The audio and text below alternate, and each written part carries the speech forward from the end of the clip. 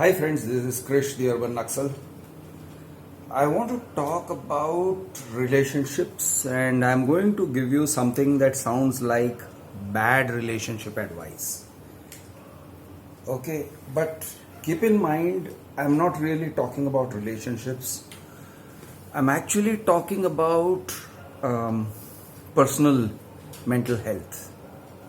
And I'm kind of talking about reducing the expectation performance mismatch in relationships, or if not reducing, managing the mismatch between your expectations and their performance.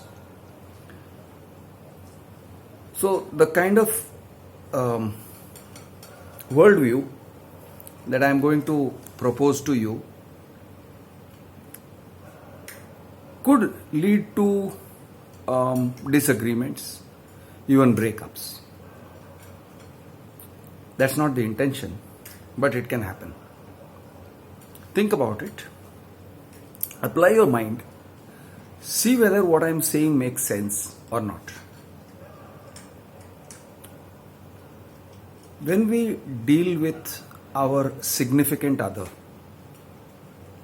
the woman in our life or the man in our life, there is a kind of an expectation that she should be everything to us, and she will also expect that we should be everything to her. What is everything?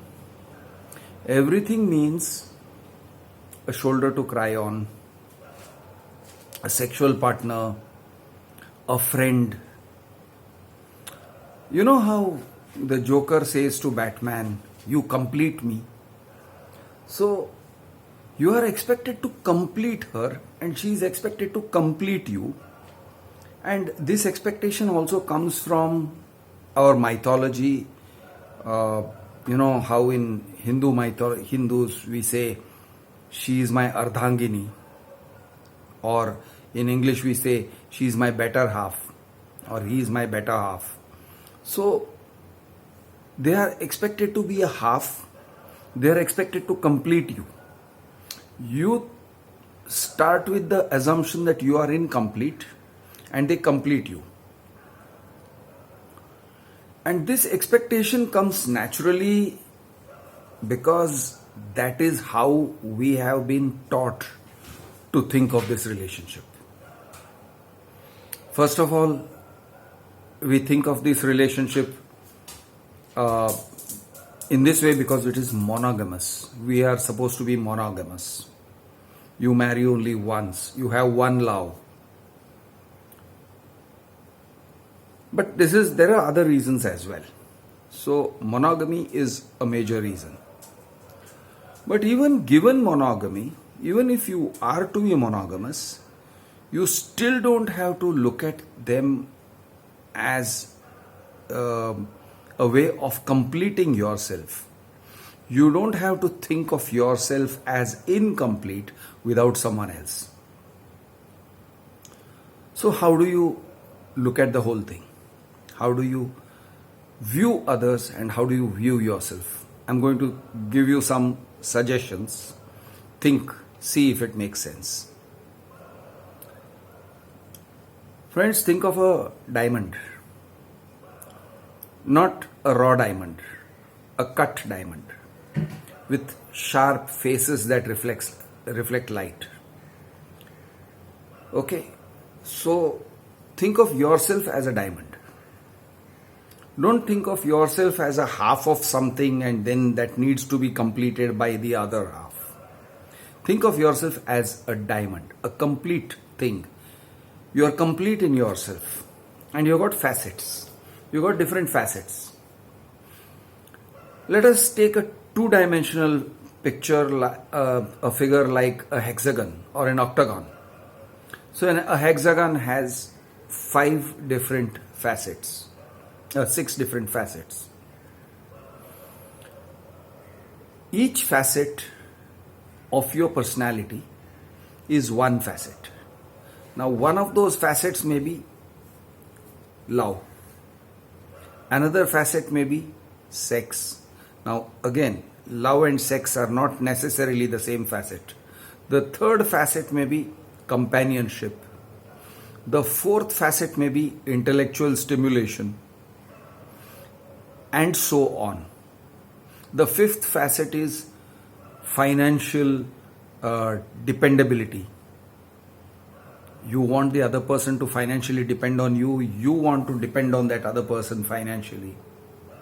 You want to, sort of be like two wheels of a bicycle financially. The sixth facet may be sense of humor. Humor.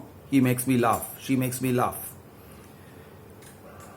I make her laugh and she makes me feel good about me making her laugh.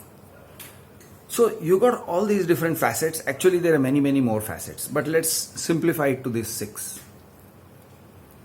Now, the expectation from your significant other, your better half, is you will find love in her. You will find good sex in her, with her. You will find companionship, emotional companionship. So visualize emotional companionship as you holding hands with her like this, with your fingers interlocked. You will find emotional companionship in her.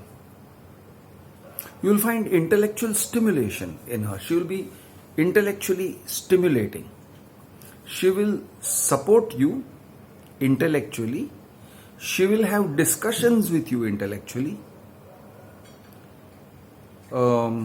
She will bring to the table interesting conversations for your relationship to grow.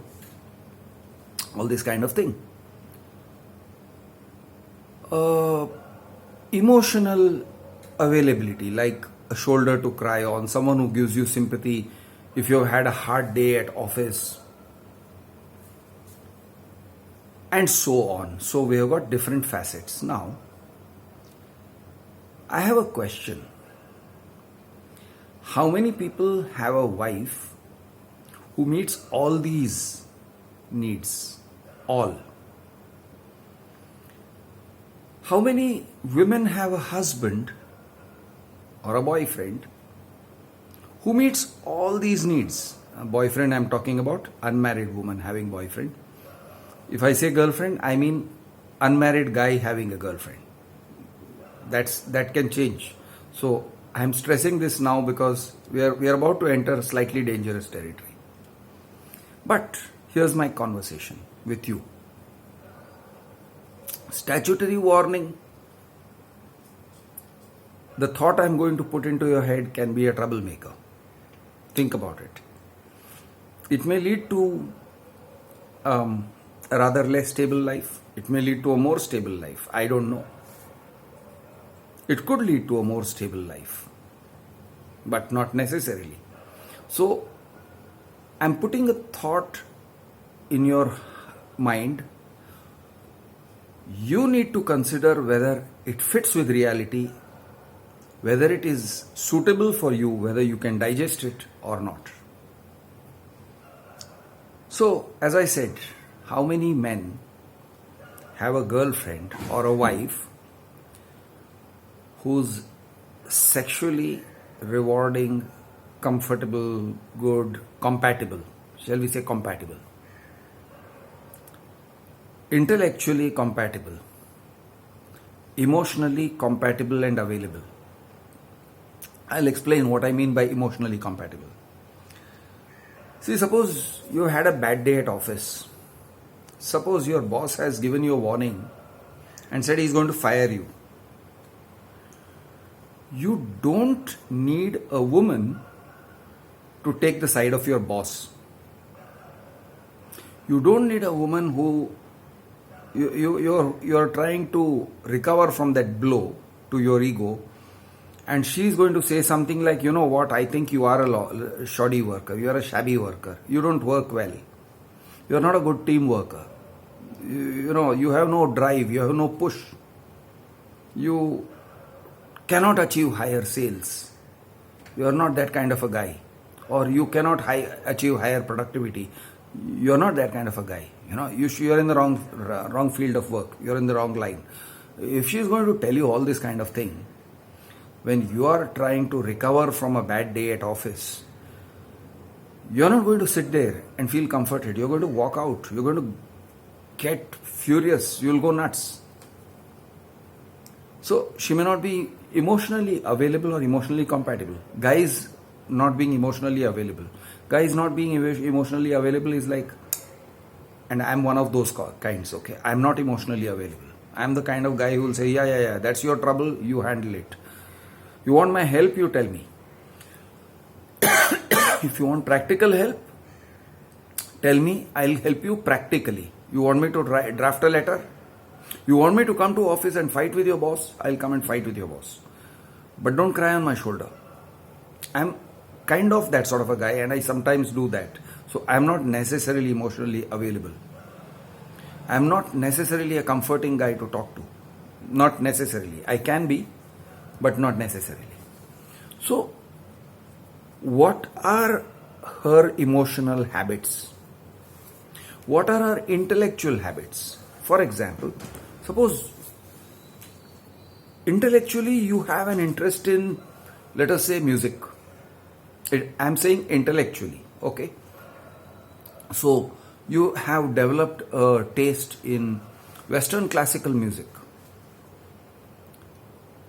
It feels like great companionship if she will also listen to Western classical music and then you talk about it. Or you are learning to play the guitar. It will be great if she is also going to join you on that and participate in your passion for music. Does she have to love music? It's good if she does. So that means you have something in common. Does she have to love exactly the kind of music that you like? Well, let's just say that one can be adaptable. I mean, maybe she likes Carnatic music and you like Western classical. But from experience, I can tell you this.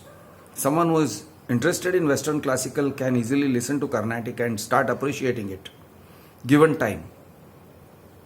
Given some effort, give it some time, give it some effort, listen to it, acquaint yourself with the nuances of that music, and you will start to understand the idiom of Carnatic music. You start to listen and you like it.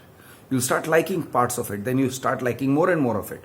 Or you can reject it and say, it sounds like, what's all this nonsense? Western classical is civilized and Carnatic music is like people screaming. You can say that. And what are you doing? You are rejecting. So, what are her intellectual habits? Does she reject? Does she say, no, I don't know all that. I don't do all that. You want to discuss current affairs. Is she there to discuss current affairs? Or maybe not. She's not interested. She'll be like, I am not interested in all these current affairs. Does she try to look through your eyes? Does she try to see the world through your eyes? Or does she invite you to see the world through her eyes? And are you able to? So there is this song. It goes like, हम राज हम ख्याल तो हम सफर बनो तय होगा जिंदगी नहीं हम नजर बनो हम राज हम ख्याल तो हो हम नजर बनो हम राज you are my confidant हम राज हम ख्याल you are a person with whom I can share thoughts. Hum nazar bano. Can you stand here and view the world as I view the world? I would like you to view the world as I view the world. Hum राज हम ख्याल तो हो हम नजर बनो तय होगा जिंदगी का सफर हम सफर बनो. We will complete the journey of life together. Be my companion in this travel, in this journey. Hum safar bano. So, it's a beautiful song. It's a beautiful emotion. It's a beautiful sentiment. But you can be a humraz but not a hum khayal. You can be a hum khayal but not a reliable humraz. You can be a humraz, you can be a hum khayal, but you may not be a hum nazar. You may not agree with her point of view, or she may not agree with your point of view. Now, this is where the difficulties arise.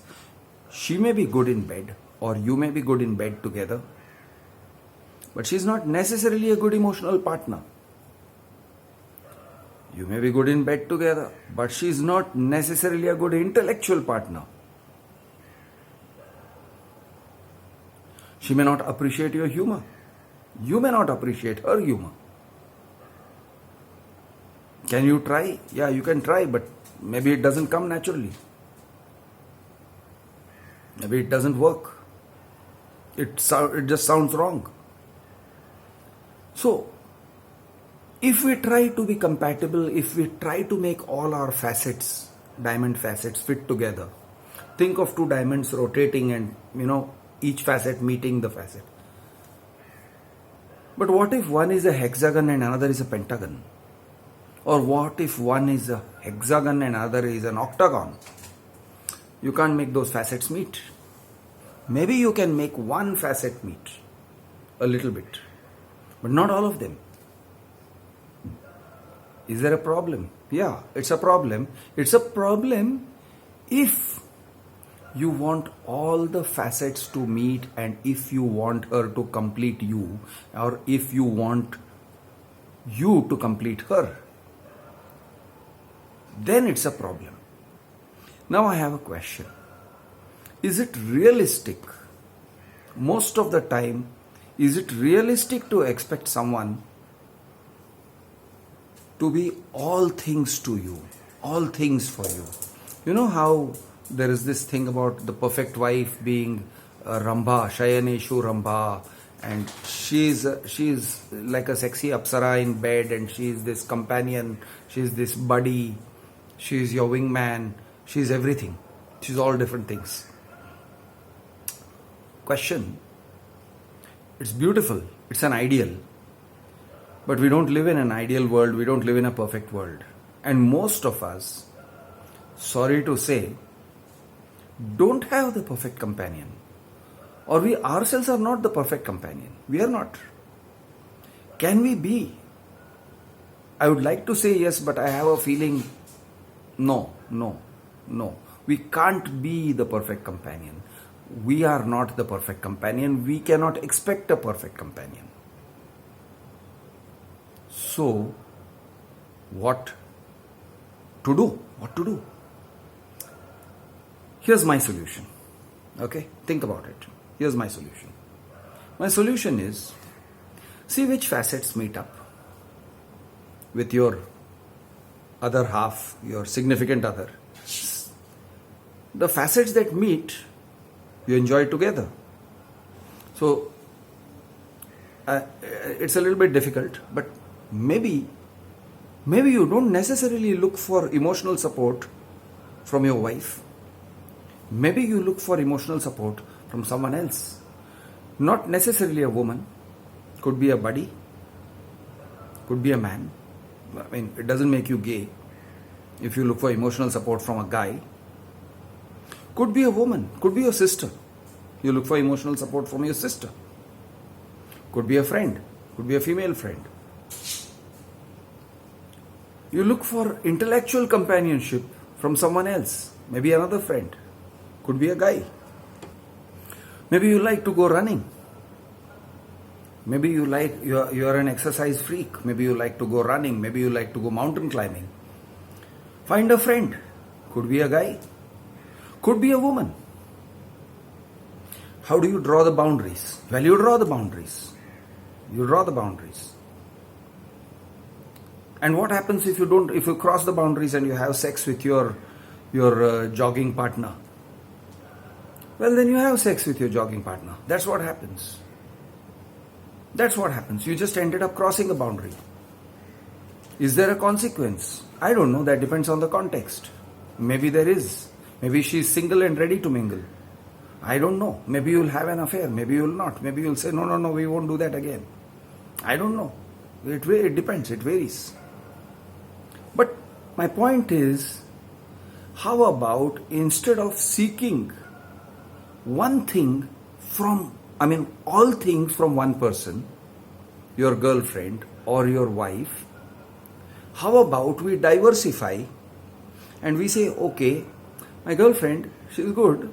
We are good together in bed. We're a little okay. We can have a conversation. We are okay. We can have some kind of conversation. She's okay. But I'm not going to push. I'm not going to expect more, because if I expect more, if I want more of a companionship, more of a relationship, more intellectual stimulation, then it stresses the relationship. And then she comes back in ways that I don't like. She doesn't respond nicely. It's not a good relationship. It's not a happy relationship if I'm expecting more and more and more from her. It's not working out. It backfires. If you are in each other's company all the time, a lot, a hell of a lot, maybe it stresses the relationship. So maybe you say, you know what, we go out for a date, but maybe I go for movies with my other buddies, not with you. And you enjoy whatever you're doing with your buddies or your friends. And I'm not going to be jealous and possessive about it. Go ahead, enjoy yourself. So you kind of give liberties rather than binding each other tightly in a death grip. Now, that is the key, that is the crux of what I'm saying here. What I'm saying here is, when you expect all things from the significant other in your life, you risk smothering them, you risk holding them so close that the relationship actually suffers, because there is too much expectation. There is more expectation than their ability to perform. And it puts a performance anxiety on them, and it causes quarrels, friction, so much bad feelings. Maybe you stop expecting all that. You don't expect all of it. You make peace with the idea that some facets will match. For the other facets that you have, you will go find someone else. That's my point. I'm Krish the Urban Naxal. Jai Maharashtra, Jai Hind, Jai Jawan, Jai Kisan.